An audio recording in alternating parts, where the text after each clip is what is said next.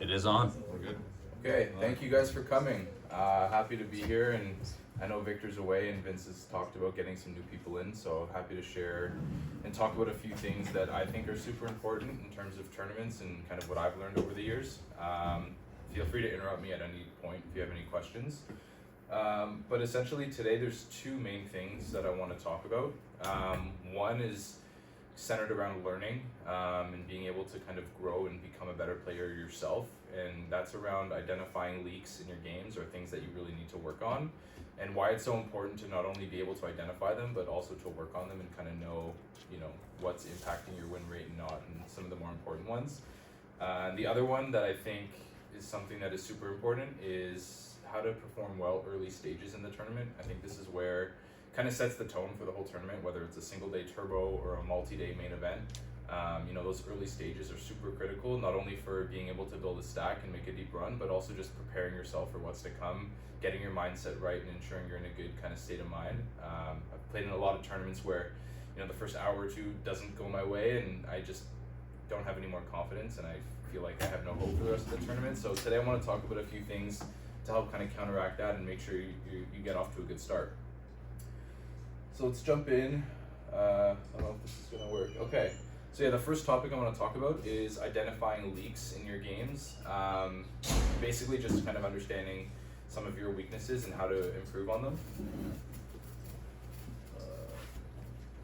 Okay, so first is, what are poker leaks? Essentially they're just areas in your game that give you a negative expected value and decrease your win rate. So it could be things like something that maybe you're unsure of in specific spots, or things that you're just not very good at. And over time, like, these small mistakes, they add up. So it's important to kind of identify what it is that you're missing from your game and work on it. Once you kind of identify what some of your weaknesses are, players seek to plug them. That's the kind of the poker term that's used to help, again, improve their game. And this last thing will come up here. Yeah, I think this is kind of something that resonates a lot with me. But what it says here is that good poker players recognize when they make a mistake, but great players learn from that and make profitable adjustments. So it's one thing to be able to say, okay, this is something that maybe I'm not too good at and I need to work on, and that's great. But I think what separates, those good players from winning players is, okay, what am I going to do about it? Now I know that this is something I need to work on. What resources am I going to seek, or what am I going to do? What action am I going to take to make sure that I improve on it? If I jump forward, I want to go into what some common leaks are that I think a lot of players have and some ways around them. So this is the first one. I hear a lot of my friends that are getting into poker tournaments that say, they always build up a big stack, but they just struggle when it comes to late in the tournament. And I think that's very common because, later on in the tournament, that's when chips are worth the most money. Those are the highest equity spots you're going to be in. And a lot of people just struggle to run deep. Maybe they make the money a lot, they can never make a final table. Maybe they make a final table, and that's great. But I think this is something that a lot of players struggle with, especially early on. So I think a lot of this comes with a lot of players just being afraid to bust, and they adopt strategies that are way too tight and passive. Just being scared of getting knocked out, whether you're, 50 away from the money and you just completely shut off and you don't want to play any hands. It's important to maintain a strong fundamental strategy and not become too tight or passive. Give an example of this, and this is something that you'll see with a lot of recreational players, especially in live field tournaments, is shying away from profitable all-in confrontations when you're the covered stack. So this happens a lot in tournaments where, in any tournament, you're going to be forced all in for your tournament life at one point or another. But a lot of people are scared to be all in if somebody has a bigger stack and covers them because they just don't want to get knocked out. But sometimes, especially when you're a shorter stack, at some point in the tournament, the money just needs to go in. And people just shy away from that a lot, and they lose a lot of money and leave a lot of money on the table. And an adjustment here is something that my friends talk to me about all the time. They say, I'm coming up to the bubble and every time I open, somebody's 3-betting me, or people are always going all in and I'm always forced to make a tough decision. And what I say to that is, people are all feeling the same emotions as you. You don't want to bust, neither does anyone else. So if you always feel like you're being put in a tough spot, you need to take action and be the aggressor and put other people in uncomfortable spots. whether it's putting your chips in first or calling off with hands that you're supposed to call off with. Don't let everyone kind of just walk all over you and make you uncomfortable. You can kind of fight back and put people in tough spots as well. Any questions on this before I move ahead? No? Great. Let's go. Sorry, this is a little slow. Okay. This is probably one of the most important leaks that I myself experienced a lot, and I kind of haven't really spoken to many people about it, but I see it in almost every tournament that I play, and that's adapting to changing dynamics. Poker tournaments are one of the most dynamic kind of games that you can play. Things are changing, every second, every hand that's played. Dynamics are shifting. So what a lot of people do, and this is a mistake I see a lot, is they fail to recognize the dynamic nature of tournaments and how each pod can impact your strategy. Give an example here, and I think this will make a lot of sense. Let's just say there's a player on the table chip leading, and they're playing a lot of hands. They've been winning a lot of pods. Their confidence is high. They're opening a ton of hands, and then all of a sudden they lose a huge portion of their chips. They lose 60% of their stack. What I'll see is these players are so used to the last hour they've had all these chips. They've been playing a ton of hands, and after they lose these chips, they're still in that kind of mindset of I want to just keep accumulating chips and walking over people. And they don't adjust their strategy, and they keep playing a lot of hands. I'll talk about this one after, because I had an interesting spot. I'll just bring it up now. I was in a tournament recently in Niagara. We had 2 tables left. It was a pretty large buy-in, playing for a lot of money. There was 2 tables left, and one guy at my table had like 60% of the chips on the table. And he was playing like every single hand. He was limp calling off all-ins with suited connectors. He was really, feeling himself. And we got down to, I think it was the final 13. I won a couple big hands off of him. I eventually covered him, and he's still just limping every single hand, playing every hand, and he didn't even make the final table. If he would have just, once he lost a couple big pots, he still had a great stack. He could have easily made the final table and had a run for first. But he just didn't adjust. He was still used to trying to bully everyone and kept trying to do it even when he didn't have the chips. And it costed him like thousands of dollars in equity. So an adjustment here is like the most important thing is just don't be so caught up on the peak stack that you have. If you lose a bunch of chips, it's okay. You don't need to remember that number of what your stack used to be at and try to win pots to get back to that number. Tournaments are dynamic, things are changing. As long as you have chips, you're still in the tournament. There's no need to kind of force yourself to try to get back to, I had 100 big blinds 5 minutes ago, I lost a big pot, I need to get back to that point. You're still okay, just keep playing your game. Another one here, I think this is the last example, and then I'll talk about one that kind of impacted me a little bit more specifically. And this is super important, more so in the later stages of tournaments, and that's just exposing weakness during short-handed play. This kind of goes back to like what a leak is and why it's important to work on them, because if there's a weakness that you have, and you're playing a 9-handed table, sure, that spot might come up, a couple times, and you might, lose some pots. But the second you're playing short-handed, whether you're on a final table with 4-handed or final 2 tables 6 and 6 in your hand for hand, any weakness or leak that you have is going to be magnified tremendously when you're short-handed, because there's nowhere to hide. You're going to have to play pots, and you're going to have to get in the mix. So I think I see a lot of people struggling when it comes down to short-handed play. And this is an example that you see a lot in bigger live field tournaments, where there's a lot of recreational players that kind of just sit around. They win a couple pots, they survive in the tournament, mainly because, I don't know, maybe there's somebody else on their table that's just donating chips to the rest of the table or playing, pretty poorly. They'll win a few big pots and they'll be able to kind of make it to that later stage in the tournament. But once they get there and they're short-handed and they're forced to kind of play their hands and be aggressive, that's when, they kind of get run over by the more experienced players at the table. So to adjust for this, and I think this is important to work on, is just ensure that you also study playing a little bit short-handed and just develop an aggressive strategy overall. Most of the money that you're going to be playing for in tournaments is going to be short-handed, whether there's 3 tables of 6 left or final 2 tables of 6, or you're on the final table playing heads up 3-handed, 4-handed. That's where most of the money's going to be won. So it's something that I never really studied at first, but then I would get into these spots where I'm down to 3 players, 4 players, and I'm just not sure what to do. So I think it's really important, because you don't want to find yourself on a final table with 3 or 4 players left and you just have no idea what to do and you kind of crack under pressure. Preparing for that is super important because you're just setting yourself up for success, and you'll be confident when you finally get to that spot, because you don't know when it's going to happen. You may not play tournaments for 6 months, you go play a live field, and the next thing you know, you're on the final table and you're like, wow, I didn't see this coming. So it's just always super important to be prepared. And this last one here is something I wanted to just talk about it, because this is something in my game early on that I got away with for a long time and didn't really need to confront it, and I thought it was fine. But as I started playing in tougher fields with better opponents, this really was something that I realized I needed to work on. And that's over continuation or c-betting on flops when you're the pre-flop aggressor, especially on boards that aren't good for you. So, this was something that I struggled with a lot. I would raise pre-flop, whatever the flop was, I would just bet small.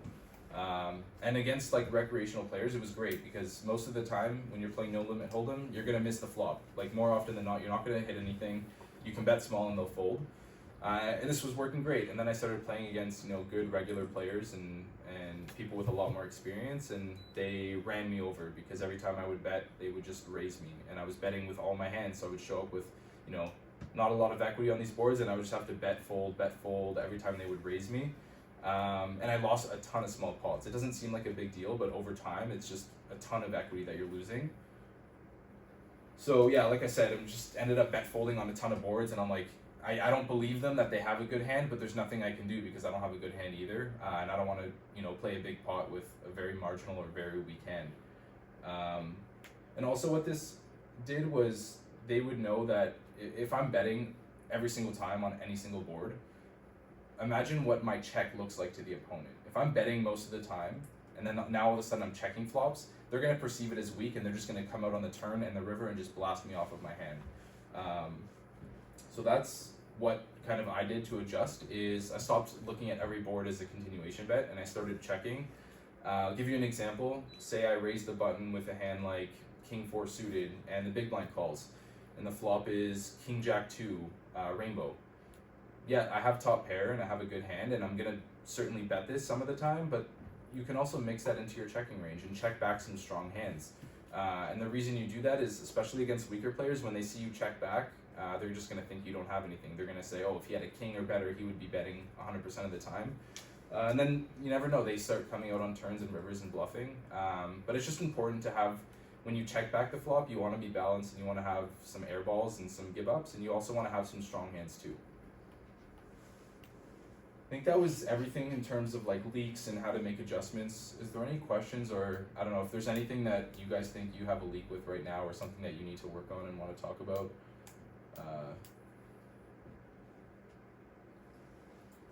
Vince, give me a leak of yours. Yeah, I'm pretty much like susceptible to that as well. In the last few tournaments, even though I started playing a lot more tournaments and I started getting a lot more experience with them, then whenever I ran hot, because I just don't run hot very often, then I just I let it snowball out of control, and then when I lose a sizable amount, I at least worked on the part where I could minimize the amount of chips I lose, but then I still lose large chunks very, very quickly.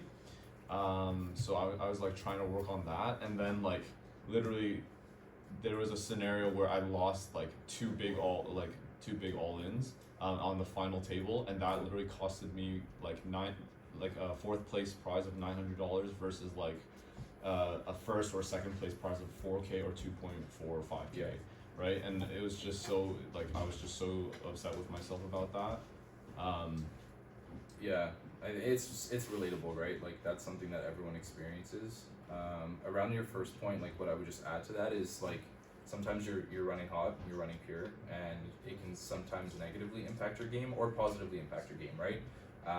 You win a bunch of pots, you have all these chips now, and you start playing a little bit more aggressive, and that's the correct strategy, but you want to make sure that you're still in control of the aggression and you're not taking it overboard, and you don't just aimlessly start bluffing at every board just because you have a lot of chips, and you don't start raising every hand, right? So you want to just acknowledge that, okay, I know this is a spot for me to be aggressive and that's what I'm going to do, but I want to keep it under control and I want to make sure like that I'm still making good decisions, because you don't want to just start aimlessly firing off bets for no reason. And then the other part around like just losing a couple big pots in key moments. I mean, like the one part of that is just like the mental and just being able to be okay with it.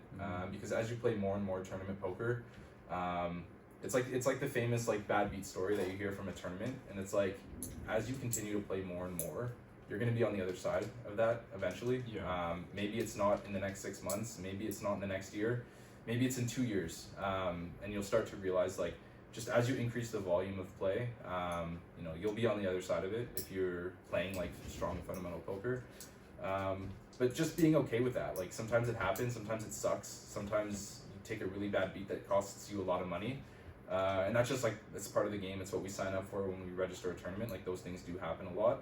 But I know we've spoken about it. You've like done a good job of like changing your mindset and being able to kind of accept that. Yeah. So it's really good. I think that another thing too that I think maybe other people should recognize is like everyone focuses too much on when they have a big stack and they're losing chips like going downward, but then there's the reverse of that too. There's a lot of people like that guy that I lost to like 2 all-ins on, he literally went from like 3 big blinds and won the tournament. Yeah. Like straight.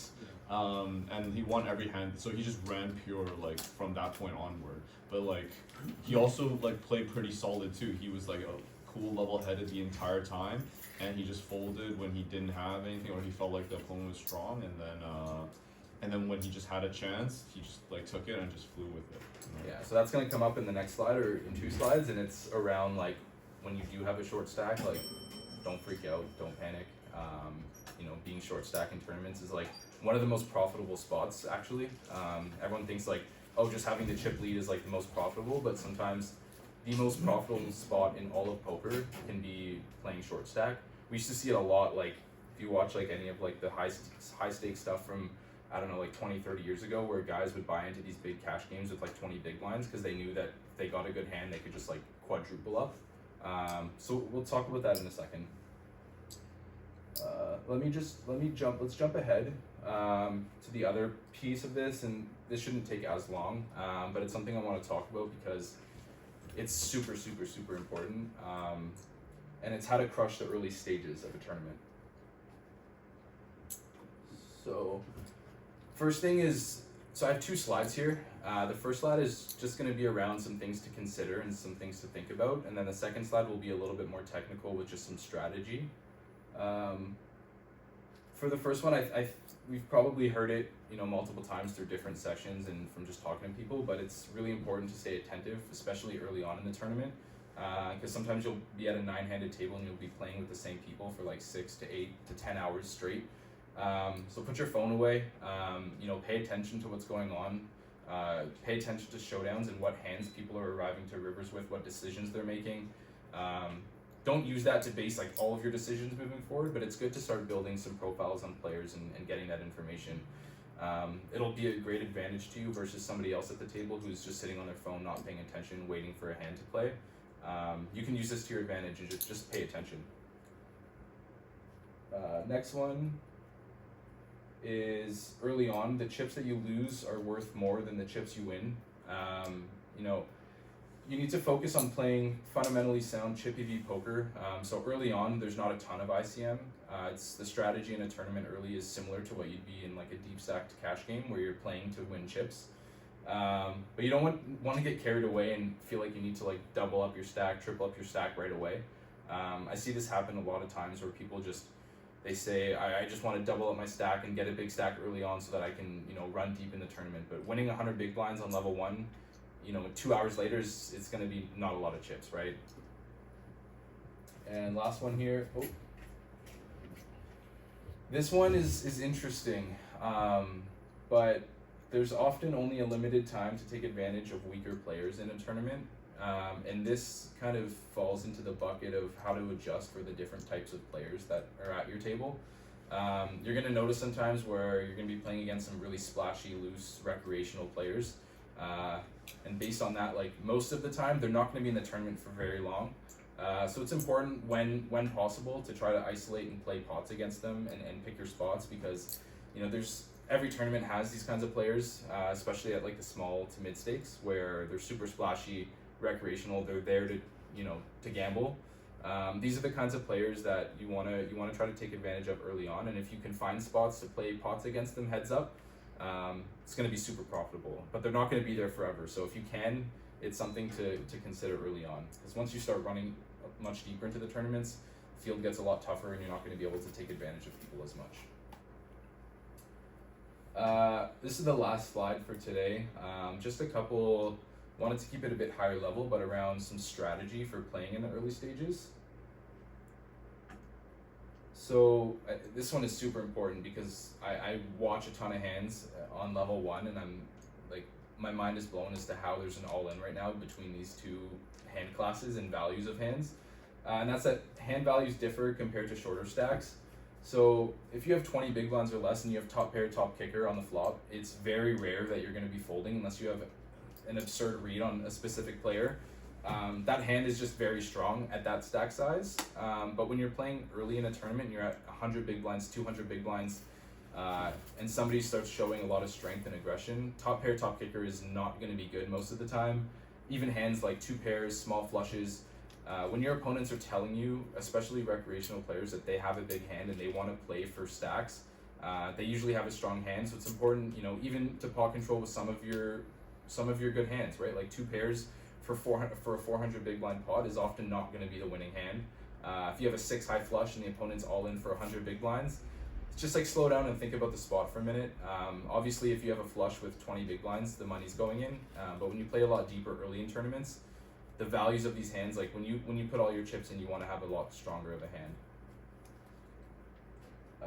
Next one here, and this is something I see a lot as well, is when you make a big hand and you're playing super deep, go big for value. There's way too many players that make a big hand or flop the nut flush or flop trips and they want to slow play, or they want to try to trap their opponents.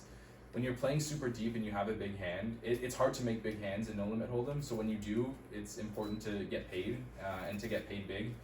This is where you can start to deviate from GTO sizes, whether it's like a GTO size is to bet 1/3 on a specific board, but there's not going to be any elasticity between betting 1/3 and 2/3. Your opponent's never going to fold a pair. You can size up and just deviate from that.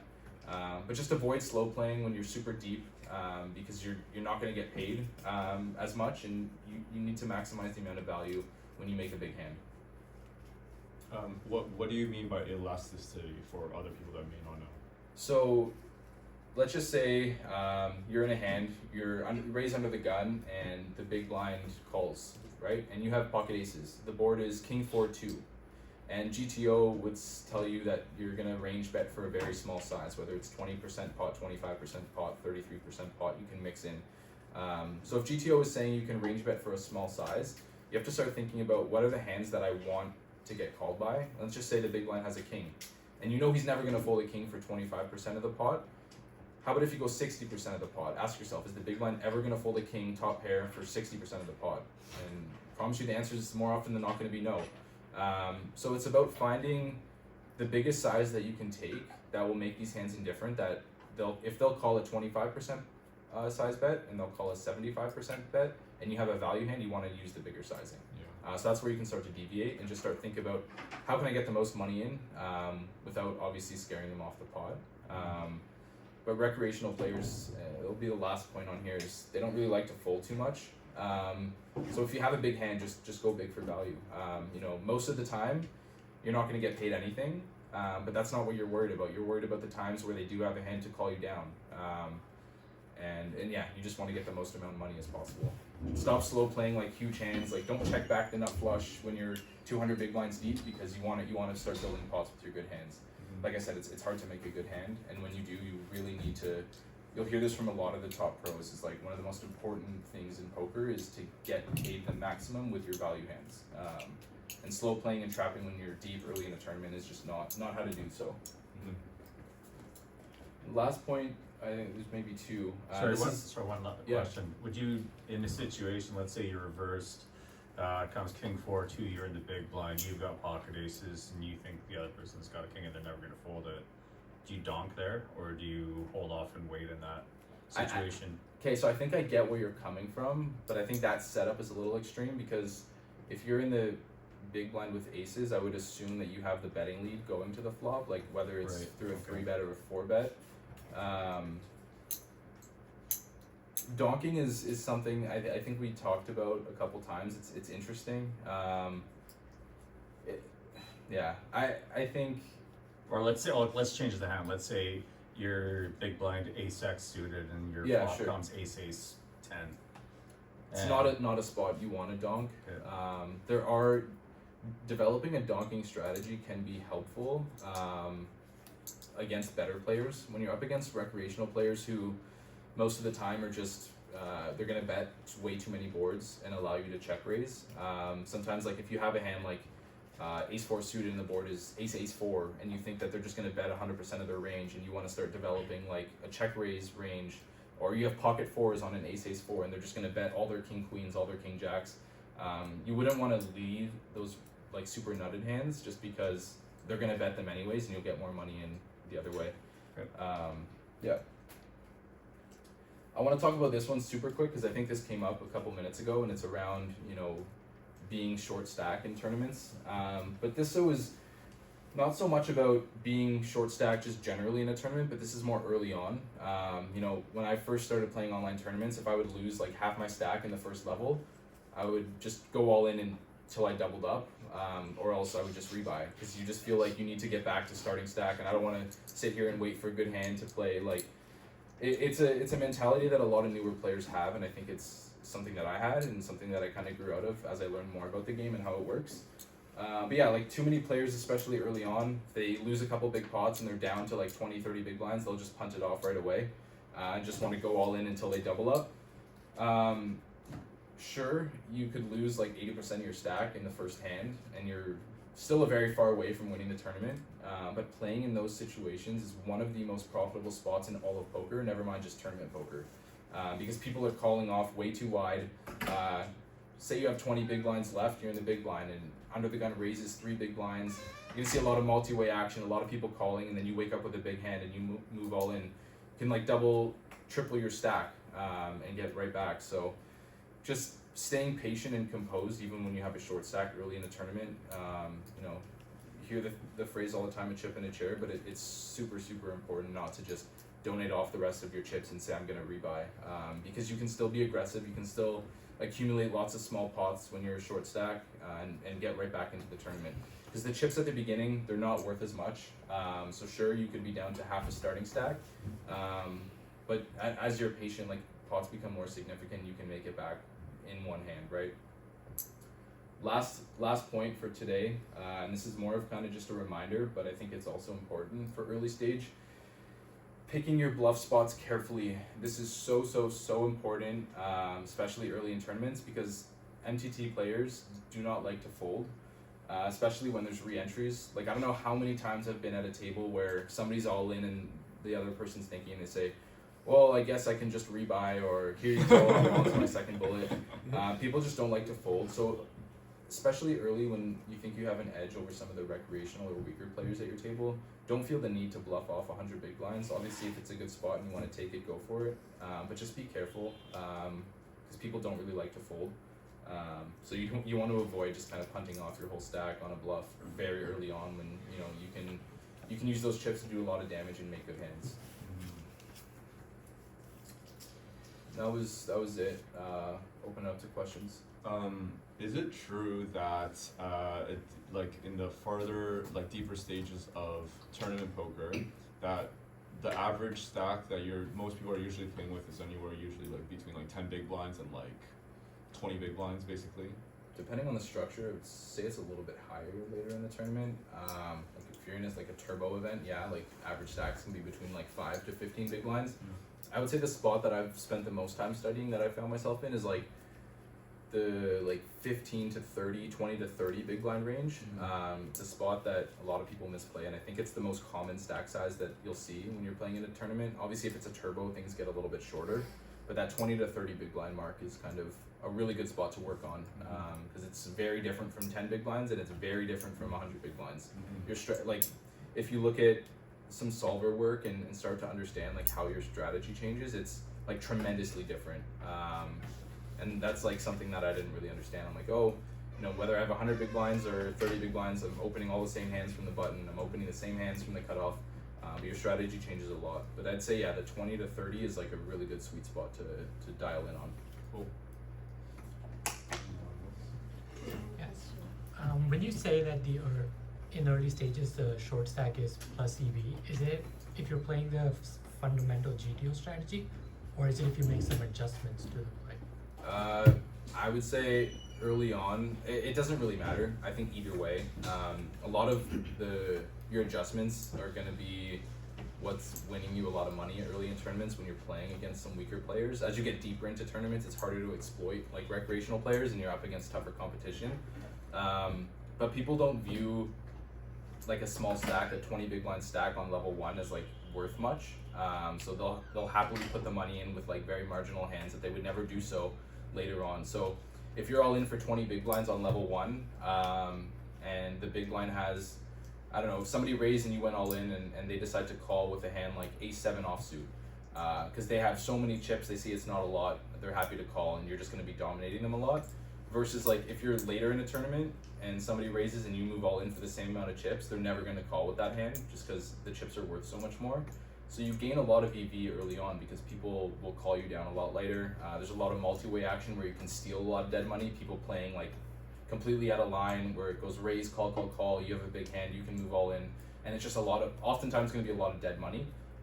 So whether you're playing like with a GTO approved strategy or you're making adjustments based on your table, there's just a lot of EV as being short stack. Obviously, you'd rather have a big stack, but it's still super profitable to play as a short stack. This is like really specific and it might change from tournament to cash, but how do you as a player navigate monotone boards? There's a lot of variables. I don't want to give you like a generalized approach to it. Whatever you're approaching. From a very high level on monotone boards, you can bet you're going to be using a lot of small sizes at higher frequencies.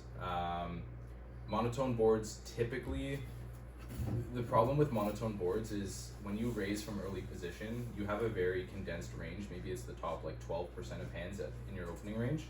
And the big blind is supposed to be calling you with pretty much any suited hand, 4-2 suited, 2-3 suited, 9-3 suited. So just naturally, the big blind is going to have a lot of suited hands, where you're not going to have as many suited hands as them. So that's why you never come out just firing like pot or huge bets on monotone boards. A general safe approach is to use a very small size at a high frequency. But especially in tournaments, there's a lot of dynamics that impact that, such as like the position, stack sizes, etc. But yeah, like general rule of thumb, you can use small sizes at a higher frequency. I got a question on that. As a dealer in cash games, monotone boards are most often be checked all around the flop and often checked around the turn. Do you see that playing out the same in a tournament, or small probing bets are more effective? I think the reason why you see that so much in cash games is because of the nature of how multi-way a lot of the action is. And it's versus like in a tournament where if you're 2 ways, you're heads up, or you're 3 ways, ranges are, there's a lot less hands out there that can have potential flushes in them. And that's why you can get away with, you know, betting more frequently in a tournament. But when you're in a cash game and it's super multi-way and people are playing like all sorts of suited hands, yeah, it's just, yeah, it's a little bit different in that Yeah, sense. that makes a lot of sense. Yeah.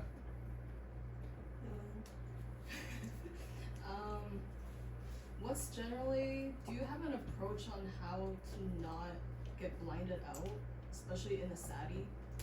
Because a lot of times with these turbo style, like how do you prevent yourself from being a short stack or getting blinded out? Yeah, Go all in. it's a good question. I think there's a lot to it. A couple things at a high level. Number one is staying aggressive even off of short stacks. So a lot of people will get down to like the 8 to 12 big blind range and think that they're just waiting for a hand to go all in with. But I think having, you know, a min raise bluff range as well off of a really short stack is super important, because if you have 10 big blinds and you're able to steal with a hand like queen 10 offsuit, and you just min raise, it's probably not a hand from early position that you're ever gonna open jam. But having like a min raise bluff frequency to steal pots is super important. Sometimes you're just gonna get shoved on and you'll have to fold. So that's like the first thing is when you do have a shorter stack is you don't need to just go all in or fold or wait for a good hand. You can have a min raise frequency, and to especially to weaker players, like if you open from early position off of like 10 big blind stack, they're gonna see that as very strong, and they're gonna assume that you have no bluffs a lot of the time. Yeah, and then the other thing is what happens in those turbo structures is sometimes card distribution just kind of is a relevant factor, and it's not on your side, and sometimes there isn't anything you can do. Sometimes you don't pick up any good spots, and that's just the nature of playing those structures. But just staying aggressive, making sure that you're not focused on moving all in, and that you're just trying to, like, you gotta just play the hands that you're dealt. Sometimes card distribution is not gonna be on your side, and you have to be okay with that. Sometimes you're gonna sit and fold, and then for 20 minutes, and then you're gonna lose a flip, right? And that's just gonna happen. And it's gonna happen more often than not in those like turbo satellites. Yeah, just like stay aggressive when you can, and like look for spots to steal as many small pots, because that's like, you're not gonna make your money by flipping for a stack like every time. You're gonna make your money by winning smaller pots off of a shorter stack. Anyone have any other questions? No? Awesome. Thank you guys for listening, and yeah. Let's get the show on the road.